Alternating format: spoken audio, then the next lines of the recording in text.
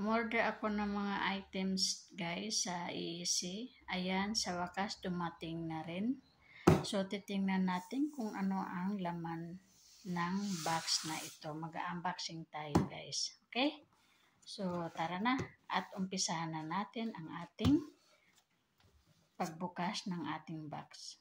Kukuha tayo ng gunting at hiwain natin sa gitna muna. Ayan, sa gilid. Okay. Ang hirap kasi pag isa lang yung kamay ang hawak natin guys. So, mahirapan tayo. Diba?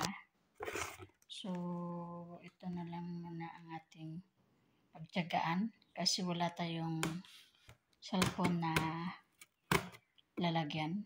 Ito muna. Ayun. Bubuksan natin. Ayan. Titingnan natin ang laman sa loob. Mayroon pa pala. Hindi pa tapos yung ano. Okay. Kunin muna natin to.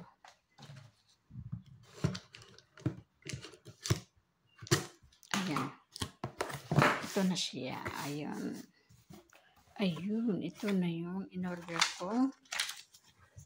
Package na spaghetti. Mayroon tayong Eden cheese. Ay, maliit lang pala yung Eden cheese. Ilang grams ba to? Titingnan natin. Yung laman ng aking in-order guys, isang 160 grams na Eden cheese. At saka 900 grams na spaghetti pasta sauce, ayan, sweet style sauce del Monte, at saka 2 corn beef. So, hindi ako sanay maghalo ng corn beef sa ating spaghetti, kaya uulamin ko na lang to.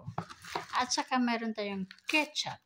Ayan, nakabalot na pa talaga ang ketchup na matindi. So, maganda yung pagka-package guys.